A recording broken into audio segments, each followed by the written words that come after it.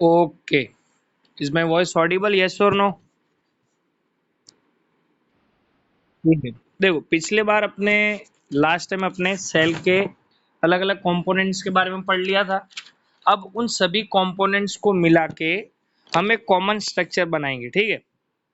ये common structure बनाते हैं।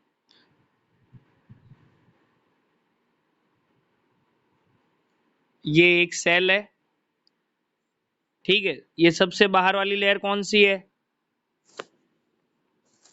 इसका क्या नाम? Very good.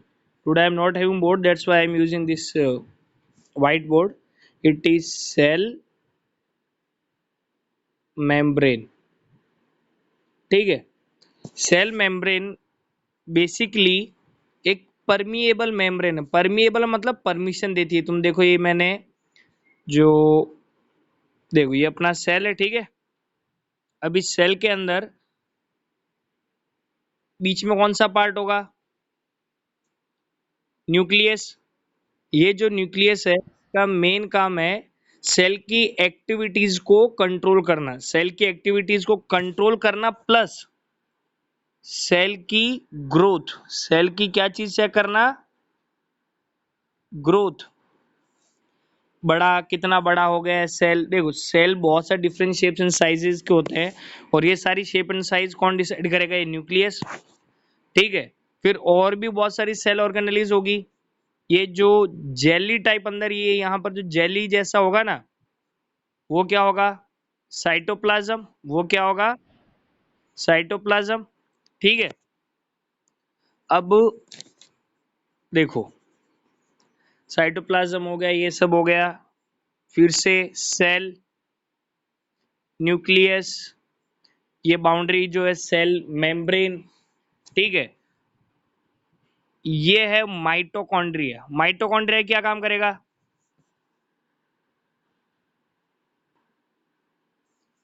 माइटोकॉन्ड्रिया क्या काम करेगा? ये देगा सेल को एनर्जी। क्या देगा? सेल को एनर्जी देगा, ठीक है? प्लस सेल के अंदर होंगे प्लास्टिड। क्या? प्लास्टिड। कौन बताएगा प्लास्टिड का क्या काम है? प्लास्टिड होते हैं कलर्ड कंपोनेंट्स। मतलब सेल को यही वाली वो चीजें हैं जो कलर देगी। लीव्स के अंदर ग्रीन कलर होता है, क्यों? उनके अंदर होता है क्लोरोप्लास्ट। क्लोरोप्लास्ट खुद एक टाइप ऑफ प्लास्टिड है, ठीक है? ओके।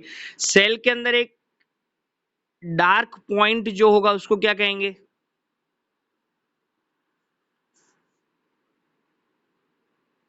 अरे, न्यूक्लियोलस। इसको क्या कहेंगे? न्यूक्लियोलस, ठीक है? चलो तो देखो, सेल, प्लास्टिड, माइटोकॉन्ड्रिया, बाउंड्री हो गई सेल मेम्ब्रेन, ये हो गया न्यूक्लियस, ये हो गया साइटोप्लाज्म, ये हो गया न्यूक्लियोलस, ठीक है? यहाँ पर हो गया वॉक्यूल। तो ये तो अपना सेल था। ये कॉम्बाइंड स्ट्रक्चर ऑफ सेल है। Very important, very important. Today the main thing is that today we have to do types of cell. 8th standard के हिसाब से बेसिकली कितने टाइप्स के सेल होते हैं? तो सेल्स होते हैं दो टाइप के। एक तो होता है प्रोकैरियोटिक सेल। यस जैनिल साहब, बोलो बोलो, क्या लिखना है? प्रोकैरियोटिक सेल, ठीक है? स्पेलिंग पता चली ना? PROKRYOTIC, prokaryotic cell. और दूसरा जो टाइप का सेल है वो है यूकैरियोटिक सेल। वो कौन सा सेल है? Eukaryotic cell.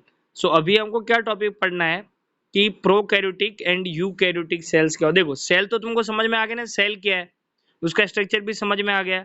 अब सेल बेसिकली दो टाइप के होते हैं, prokaryotic and eukaryotic. So now first we will do prokaryotic cell.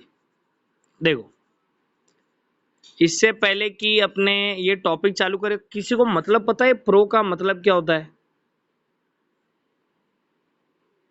Anyone? क्या?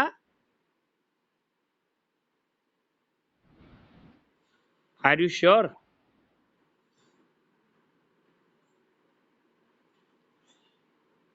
प्रो का मतलब होता है प्रिमिटिव, पहले का, या फिर अनडेवलप्ड। प्रो का मतलब होता है प्रिमिटिव, पहले का, या फिर अनडेवलप्ड। ठीक है, मैं तुम्हारे सामने दो स्ट्रक्चर बना रहा हूं, ए बी।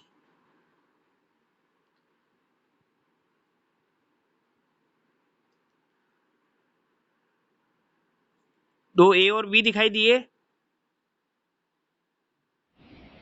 एक के अंदर देख रहे हो न्यूक्लियस भी है, माइटोकॉन्ड्रिया भी है, एकदम अच्छे से सेल मेम्ब्रेन भी है। एक और चीज याद रखना, जो प्लांट सेल होता है ना, प्लांट सेल, उसके ऊपर, सेल मेम्ब्रेन के ऊपर एक और बाउंड्री होती है, उसको कहते हैं सेल वॉल। उसको क्या कहते हैं? Cell wall. तो इन दोनों न्यूक्लियस में से कौन सा ज्यादा डेवलप्ड और ज्यादा अच्छा सेल, और कौन सा है कि लेस डेवलप्ड है? ए क्या लेस डेवलप्ड है कि ज्यादा डेवलप्ड है? क्या? Yes, very good. Prokaryotic cell, वैसे कैरियोटिक मतलब होता है न्यूक्लियस, कैरियोटिक मतलब होता है न्यूक्लियस। तुम ये देख रहे हो मैंने ए वाले के अंदर सिर्फ थोड़ा सा डॉट बनाया गोल में, डॉट डॉट डॉट,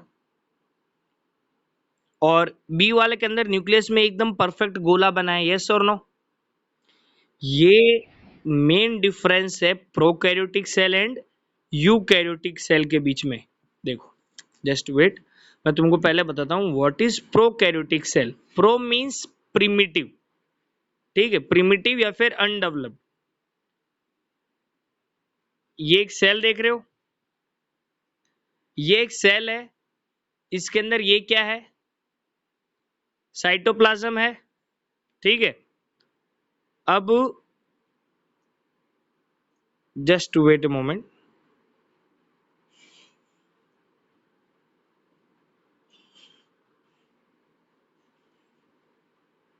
ये इसके अंदर साइटोप्लाज्म है, ठीक है। साइटोप्लाज्म जेली लाइक मटेरियल है। अब इसके अंदर एक न्यूक्लियस है, मान लो एक न्यूक्लियस है।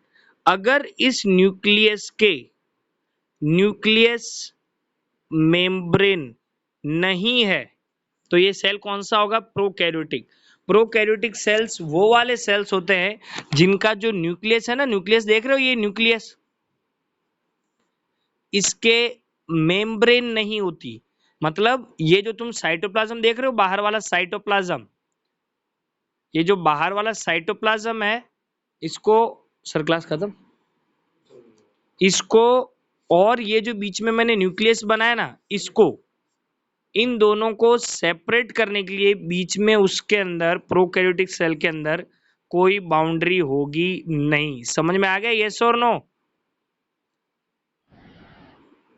ये सबसे पहली चीज, प्रोकैरियोटिक सेल के अंदर जो न्यूक्लियस है उसके चारों तरफ कोई बाउंड्री होगी नहीं, उसके न्यूक्लियर मेम्ब्रेन होगी नहीं। तो इसका मतलब क्या हुआ? प्रोकैरियोटिक सेल के अंदर जो साइटोप्लाज्म है ना, साइटोप्लाज्म, साइटोप्लाज्म और न्यूक्लियस, उसके बीच में कोई सेपरेशन नहीं है। ये चीज समझ में आई कि नहीं? पहले ये बताओ, यस और नो? ठीक है। अब दूसरे ऑर्गेनेलीज लेता हूं। एक तो याद रखना, जो प्रोकैरियोटिक सेल होता है ना, वो प्रिमिटिव होता है, अनडेवलप्ड होता है, उसका स्ट्रक्चर बहुत ही सिंपल होगा और उसके न्यूक्लियर मेम्ब्रेन नहीं है। प्रोकैरियोटिक सेल के अंदर सेल वेल डेवलप्ड नहीं होता, वेल डेवलप्ड नहीं होगा। समझ में आया क्या नहीं? उसके अंदर न्यूक्लियस ढंग से नहीं होगा, उसके अंदर न्यूक्लियर मेम्ब्रेन नहीं होगी। प्लस मान लो ये एक प्रोकैरियोटिक सेल है, ठीक है, इसके अंदर साइटोप्लाज्म है, ठीक है, इसके अंदर एक न्यूक्लियस है जिसकी परफेक्ट न्यूक्लियस मेम्ब्रेन नहीं है। इसके अंदर जो दूसरे वाले जो ऑर्गेनेलीज होंगे ना, देख रहे हो मैं नीचे माइटोकॉन्ड्रिया टाइप बना रहा हूं, ये देख रहे हो, ये नीचे नीचे जो माइटोकॉन्ड्रिया, जो माइटोकॉन्ड्रिया है ना, उसका भी जो माइटोकॉन्ड्रिया है वो भी परफेक्ट वेल डेवलप्ड नहीं होगा। समझ में आया कि नहीं? यस और नो?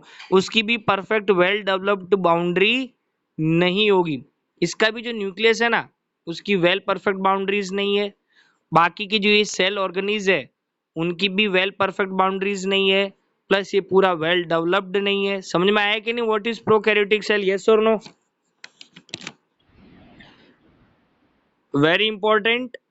अब प्रोकैरियोटिक सेल या फिर यूकैरियोटिक सेल का एग्जाम्पल है बैक्टीरियाज। बहुत सारे बैक्टीरियाज का जो सेल होता है वो वेल डेवलप्ड नहीं होता। Blue green algae, blue green algae, समझ में आ गया? यस और नो?